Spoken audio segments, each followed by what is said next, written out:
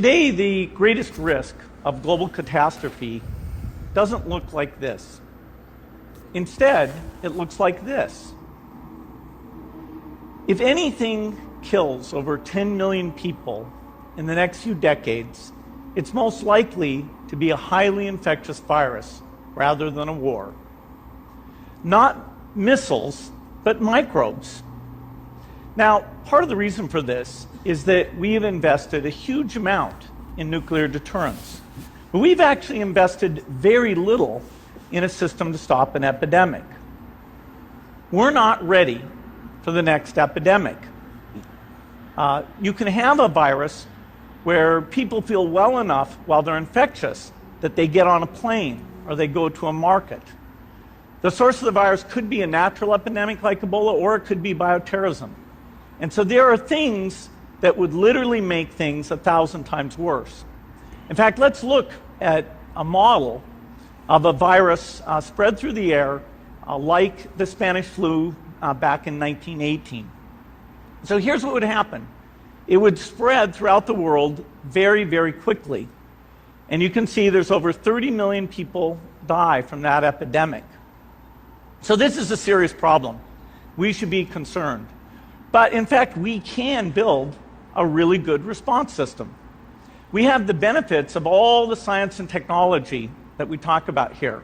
We've got cell phones to get information from the public and get information out to them. We have satellite maps where we can see where people are and where they're moving. We have advances in biology that should dramatically change the turnaround time to look at a pathogen and be able to make drugs and vaccines that fit for that pathogen.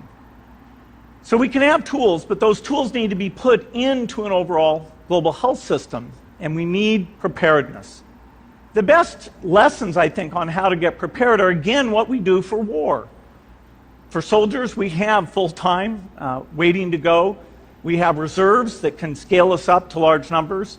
NATO has a mobile unit that can deploy very rapidly.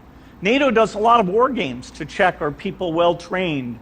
Do they understand about fuel and logistics and the same radio frequencies? So they are absolutely ready to go. So those are the kinds of things we need to deal with an epidemic. What are the key pieces? First is we need strong health systems in poor countries. That's where mothers can give birth safely, kids can get all their vaccines, but also where we'll see the outbreak very early on.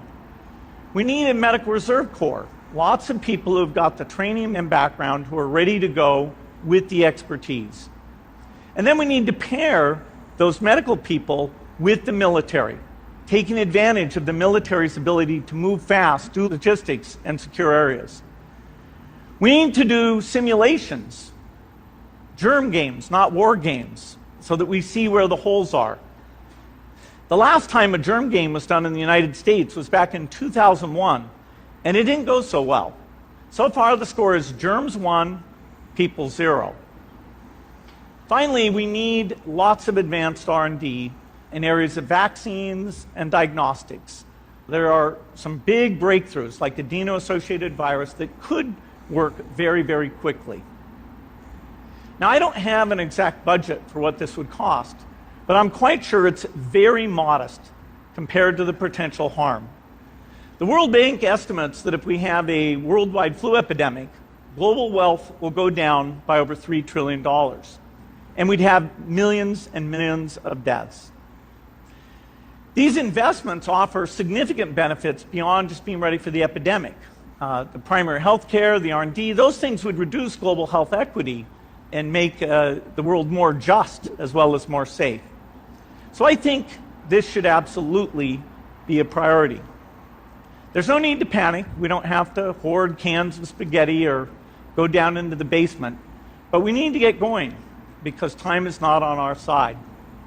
In fact, if there's one positive thing that can come out of the Ebola epidemic, it's that it can serve as an early warning, a wake-up call to get ready.